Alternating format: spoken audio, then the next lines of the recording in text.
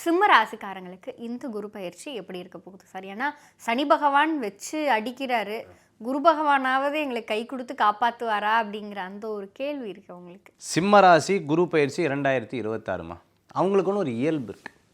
எப்படி இயல்புனா, நம்ம ஆட்டிடியூட் ரொம்ப காமிக்கிறாங்கன்னு அப்படின்னு வெளியில் சொல்லுவாங்க.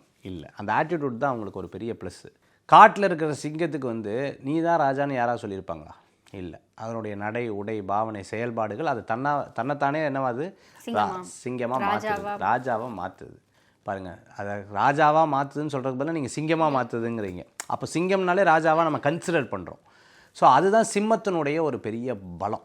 அவங்களுக்கு எதாக இருந்தாலும் வெளியில் காமிச்சிக்க மாட்டாங்க. பட் என்னென்னா, மனதை போட்டு உருக்கக்கூடிய ஒரு சமயமாக இந்த சமயம் இருக்கும். ஏன்னா அவங்களுக்கு நல்லது சொல்லணும்னு நினைக்கிறேன். பட் நல்லது சொல்லிட்டேன்னு வச்சுக்கோங்களேன், வடிவேல் சாருடைய 2 ஜோப்லேருந்து இப்படி எடுத்து போட்டு கீழே கமெண்ட்ஸில் போடுவாங்க, உயிர் மட்டும்தான் மிச்சம் அப்படின்னு போட்டிருப்பாங்க.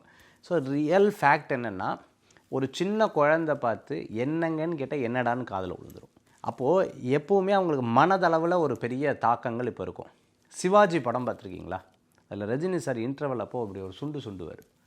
பூவா தலையான்னு கேட்பார். பூ விழுந்தா இந்த முகம், சிங்கம் விழுந்தா சிங்கப்பாதைன்னுவார். இந்த மாதிரி டாஸ் போடுற மாதிரி ஒரு மைண்ட் இப்போ வரும். எதை தேர்ந்தெடுக்கிறதுன்னு ஒரு குழப்பங்கள் இருக்கும். எல்லாரும் துரோகம் பண்ணிட்டாங்களான்னு ஒரு வருத்தங்கள் இருக்கும். இருந்தாலும் நான் ஜெயிப்பேங்கிற ஒரு வைராகியம் அவங்களுக்குள்ளே இருக்கும். எல்லாரும் நெகட்டிவாக பேசும்போது அவங்களுக்குள்ள ஒரு சின்ன பாசிட்டிவ் மனசில் இருக்கும். நான் கண்டிப்பாக ஜெயிப்பேங்கிற ஒரு எண்ணங்கள் அவங்களுக்குள்ள உள்ளுணர்ந்து சொல்லிகிட்டே இருக்கக்கூடியதாக. ஸோ இதெல்லாம் ஒரு பக்கம் இருந்தாலும் வயசானவங்களுக்கு உடல் உபாதைகள் வரக்கூடிய வாய்ப்புகள் உண்டு.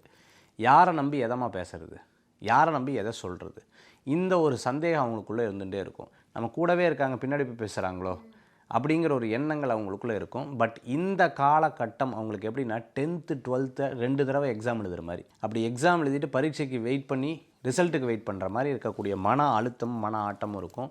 ஆனால் இந்த காலகட்டத்தில் கல்யாணம் பண்ணுவாங்க எதிர்பார்த்தவங்க, அதே மாதிரி வீடு கட்டுவாங்க. இதெல்லாம் இந்த அஷ்டம சனியில் நடக்கக்கூடிய வாய்ப்புகளை ஏற்படுத்தலைன்னா அவங்க தானாகவே ஏற்படுத்திக்கிறது ரொம்ப நல்லது.